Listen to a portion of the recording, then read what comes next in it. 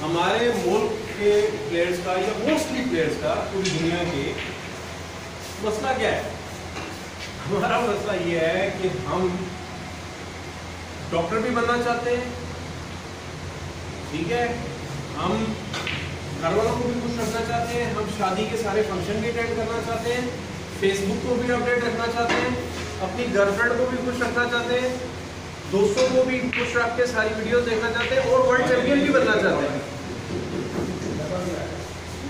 आपने जब कोई काम अचीव करना हो ना, ये बात याद रखिएगा, एक काम अचीव करने के लिए 20 में से आपको 18 काम छोड़ने पड़ेंगे, तब आप ये 2 काम कर सकेंगे जिंदगी में। या आप वर्ल्ड चैंपियन बन सकते हैं, या आप गर्लफ्रेंड को खुश रख सकते हैं, या फेसबुक को अपडेट रख सकते हैं, या बाकी काम कर सकते हैं। प्रायोरिटी आपकी क्या होनी चाहिए? आपकी एजुकेशन। पाकिस्तान को छोड़ के आप दुनिया के किसी भी हिस्से में चले जाएं, यकीन करें स्नूकर का स्कोप बड़ा लिमिटेड है। टॉप 8, टॉप 10, टॉप 16 सारी करीब ले जाते हैं। इसका मैंने आपको बताया कि करोड़ों में खेल रहे हैं स्नूकर, और 100 साल में 100 वर्ल्ड चैंपियन बनेंगे।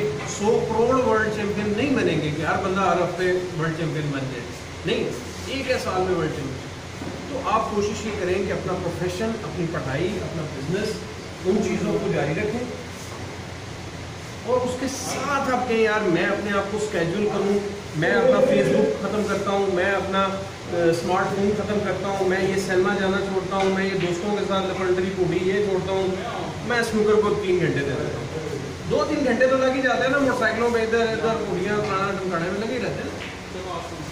तो बेस्ट ये है कि आपको ये पॉजिटिविटी की तरफ ले आएगी, साथ आप एजुकेशन करेंगे। अब आप पता लगेगा यार एक MBA है माशाल्लाह, और आप प्लेयर भी, नेशनल चैंपियन भी हैं, गेम भी खेल रहे हैं आप। फिर आपको चूज करना होता है कि आपको किस चीज़ से ज़्यादा प्यार है। सही है ना? आपकी प्रायोरिटी क्या है?